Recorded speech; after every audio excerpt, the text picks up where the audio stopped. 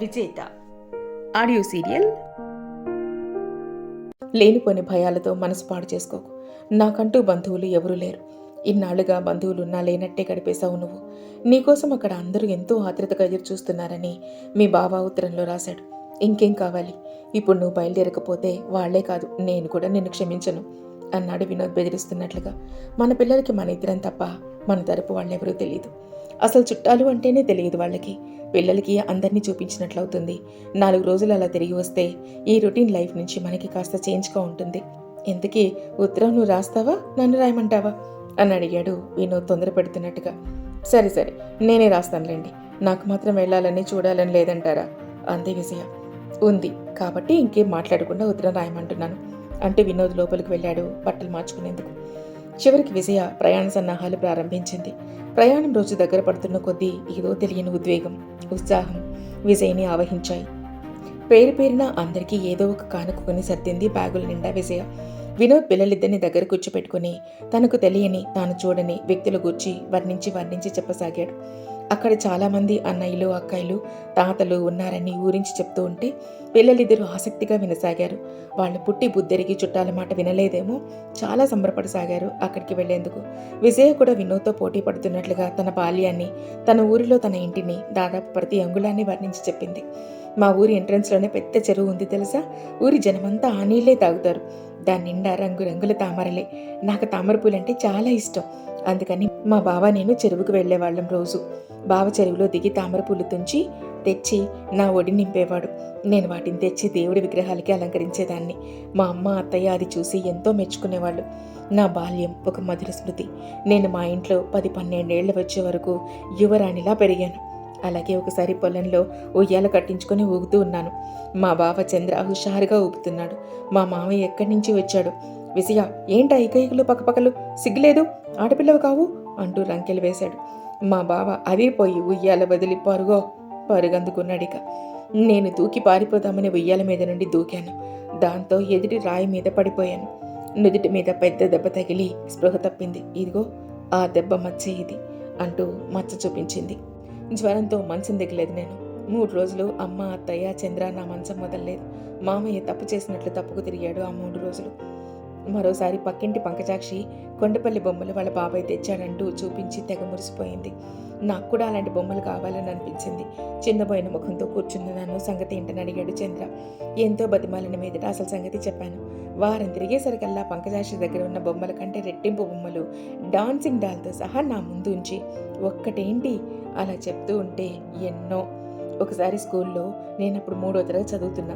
ఆ రోజు హోంవర్క్ చేసుకుని వెళ్ళలేదు. బావ 6వ తరగతి చదువుతున్నాడు. మాస్టర్ హోంవర్క్ చేయని వాళ్ళందరినీ నిల్చోబెట్టి కొడుతున్నారు. మాస్టర్ నా దగ్గరికి రాకుండానే ఇంకా ఏడుపు లంకించుకున్నాను నేను. కొట్టకుండానే ఏడుస్తావేమే అంటూ బెత్తంతో 2 అంటించారు. నా ఏడుపు విని వాళ్ళ క్లాస్లో నుంచి చంద్ర పరుగున వచ్చి, మాస్టరు కొట్టకండి దాన్ని అంటూ అరిచాడు. వెంటనే మాస్టారు, అయితే దాని బదులు నువ్వు తింటావా ఎంట్రా దెబ్బలు అని అడిగారు. అలాగేనండి, కొట్టండి అంటూ బావ చేయి చాచాడు. నా బదులు దెబ్బలు తిని నా కళ్ళు తుడిచి వెళ్లిన బావ ముఖం నాకింకా గుర్తే. అంత చిన్నతనంలోనే నన్ను రక్షించవలసిన బాధ్యత తన మీద ఉన్నట్లు ఫీల్ అయ్యేవాడు. మా నాన్నగారు ఉన్నా బావ అంత బాగా చూసేవారు కాదేమో అనిపించేది ఒక్కొక్కసారి అంటూ కళ్ళు తుడుచుకుంది విజయ. అలా ఊరి ప్రయాణం అనుకున్న దగ్గర నుండి ప్రతిరోజు ఏవే కబుర్లయ్యాయి నలుగురికి. తమ తోటలో ప్రతి చెట్టుని, పుట్టని పరిచయం చేసింది విజయ. తాను నాటిన మామిడి చెట్టుకు కాసే కాయ సైజును కూడా విడవకుండా చెప్పింది. అన్నిటితో పాటు వెండి మీసాల తాతయ్య లచ్చరాజు గారి గూర్చి, ఆయన చెప్పే సాహస వీరుల కథల గురించి చెప్తూ ఉంటే పిల్లలు నోరు తెరుచుకొని వినసాగారు. తల్లి కళ్లతో పిల్లలిద్దరూ అపరిచితమైన ఆ ప్రదేశాన్ని మొత్తం చూసినట్టుగా ఫీల్ అయ్యారు. ఏమాత్రం ఖాళీ దొరికినా వాళ్ళ నలుగురికి ఆ ముచ్చట్లతోనే కాలక్షేపం అయిపోయింది. విన్నారా, రుక్మిణి కూతురు వస్తోందట. అవునట, పట్నంలో పెద్ద డాక్టర్ అయిందట. వాళ్ళ ఆయన విజయ కంటే పెద్ద డాక్టర్ అట. ఇలా ఏ ఇంటి అరుగు మీద చూసినా 4 ఆడవాళ్ళు ఎక్కడ చేరినా విజయ గురించి చెప్పుకోసాగారు. అవ్వ, అది అసలు ఆడదేనా? ఎంత పరితెగించింది, కాకపోతే పీటల మీద పెళ్లి కాలదన్నుకుపోతుంది అన్నవాళ్లే అదే నోటితో విజయ గురించి తమకెంత ఆప్తురాలు అయినట్లుగా పొగడ్తల వర్షం కురిపిస్తూ విజయ తమకి ఎంత సన్నిహితురాలో నిరూపించుకునేందుకు ఎప్పుడో జరిగిన సంఘటనల్ని చిలవలు పలవలుగా కల్పించి చెప్తూ ఒకరితో ఒకరు పోటీ పడసాగారు. లచ్చరాజు గారు అన్నీ వింటూ ముసిముసిగా నవ్వుకుంటూ వాళ్ళ మాటలు వినసాగారు. ఆయన పండిన వయసులో ఇలాంటి అనుభవాలు ఎన్నో. అన్నింటికీ కారణమైన సత్యరాజు విజయ తనని ఎలా చూస్తుందోనని ఒక పక్క బెంగపడుతూనే అత్తవారింటికి వెళ్ళిన కూతురు పుట్టింటికి వస్తూ ఉంటే కన్న తండ్రిలా సంబరపడ్డాడు మనసులో. మంచంలో నుండే అందరి కదలికలు గమనిస్తూ ఏదో చెయ్యాలని చెప్పాలని ఆరాటపడ్డాడు.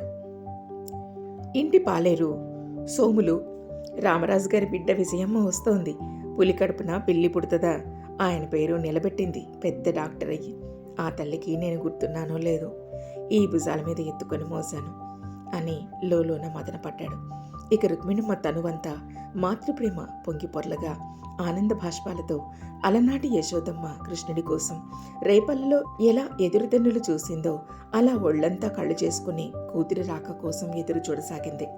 చంద్ర భార్య శ్యామల మాత్రం రాబోయే వ్యక్తి కోసం అందరితో పాటు కుతూహలంగా ఎదురు చూస్తూ ఉన్న లోపల ఏదో బెదురుగానే ఉంది. విజయ ఉండవలసిన స్థానంలో తాను ఉన్నందుకు ఆమె ఎలా భావిస్తుందోనని, ఆ పైన పట్నంలో ఇన్నేళ్లు ఉండి వచ్చిన ఆమెకి ఈ పల్లెలో తాము చేసిన ఏర్పాట్లు నచ్చుతాయో లేదోనని కంగారు పడింది. ఇక చంద్ర సంగతి అయితే చెప్పనే అక్కర్లేదు.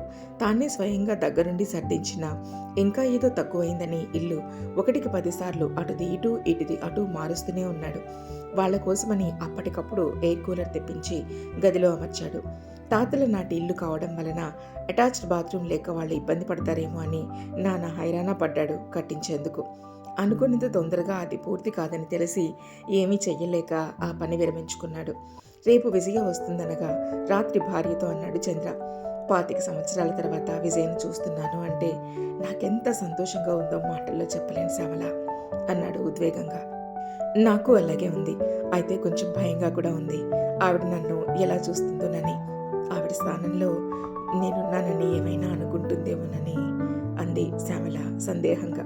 చాచా, విజయ అలాంటిది కాదు, అన్నీ తెలిసినది. నేను అనుకోవడం ఏంటంటే విజయ్కి నా మీద ఆ రకమైన అభిప్రాయం లేదేమోనని. తను లేకపోతే నేను బ్రతకలేను అనుకున్నాను, కానీ విజయ అనుకోలేదు. అలా అనుకుని ఉంటే అసలు వెళ్లేది కాదేమో అన్నాడు సాలోచనగా. మరి వాళ్ళిద్దరిని చూసి మీరు తట్టుకోగలరా అని అడిగింది శ్యామల ఆసక్తిగా. విజయ అంటే చిన్నప్పటి నుంచి నాకు చాలా ఇష్టం. తను బాధపడితే ఓదార్చవలసిన బాధ్యత నాది అనిపించేది. తన కంట్లో నీళ్లొస్తే నా కళ్ళు చెమ్మగిల్లాయి. ఒక సంరక్షకుడిలా నిరంతరం కనిపెట్టుకుని ఉండి విజయని సంతోషంగా ఉండేట్టు చేయాలనిపించింది. ఇంట్లో మా ఇద్దరికి చిన్నప్పుడే భార్యాభర్తలుగా ముద్ర వేశారు కనుక విజయ బాధ్యత మొత్తం నాది అనే భావన నాకు అన్నాడు చంద్ర ఆకాశం వైపు చూస్తూ. మరి వాళ్ళ పెళ్ళయిందని తెలిసి మీకేమీ బాధగా అనిపించలేదా అంది శ్యామల. బాధ అదేమిటో, విజయ పెళ్ళైందని తెలిసాక చిత్రంగా నాకే బాధ అనిపించలేదు. పైగా టన్నుల కొద్దీ నాపై ఉన్న బరువు దింపినట్లు అయింది. అంతవరకు విజయాన్ని మోసం చేశాను, అన్యాయం చేశాను అనే అపరాధ భావంతో ఉన్న నేను చాలా తేలిక పడ్డాను. చెప్పాను కదా, విజయ చాలా సంతోషంగా ఉంటే అది చాలా నాకు అని అనిపించింది. అదే నాకు ఆనందం కూడా. అందుకే నాకు బాధ అనిపించలేదు. విజయ అంటే నాకు అప్పుడు ఇప్పుడు అదే అభిమానం ఉంది. ఆ స్నేహం, ఆ అభిమానం పెరిగాయే తప్ప తరగలేదు. దీనికి పెళ్లి అవసరం లేదని ఆలస్యంగా తెలుసుకున్నాను. ఈ మాటలు నన్ను సంతృప్తి పరుచుకునేందుకు అబద్ధం చెప్పడం లేదు. నేను ప్రేమించింది, అభిమానించేది విజయ మనసుని. అంతెందుకు, ముక్కు మొహం ఎరగని నీవు విజయని అభిమానించడం లేదా? అలాంటిది చిన్నప్పటి నుంచి ఒక చోట పెరిగిన మేము ఒకరినొకరు అభిమానించుకోకుండా ఎలా ఉంటాము? విజయ లేకపోతే బ్రతకలేనేమో అనుకున్న నేను మా ఇద్దరిని విడదీసిన నాన్నగారిపై కోపం తెచ్చుకున్నాను. అదే విజయ సుఖంగా ఉందని తెలిసి ఆనందపడ్డాను తప్ప ఈర్ష్యపడలేదు. అప్పుడు గాని నేను ఏమిటో నాకు అర్థమైంది కాదు. అదంతా విన్న శ్యామల చంద్ర గుండెల మీద తృప్తిగా వాలిపోయింది. ఆమె మనోస్థితిని అర్థం చేసుకున్న వాడిలా తల నిమురుతూ ఉండిపోయాడు చంద్ర. గుండె లోతుల్లో నుండి వచ్చిన ఆ మాటలని శ్యామల శంకించలేకపోయింది. భర్త మనసు ఎంత స్వచ్ఛమైనదో గ్రహించిన శ్యామల ఆప్యాయంగా అతని గుండెల మీద తృప్తిగా కళ్ళు మూసుకుని ఉండిపోయింది.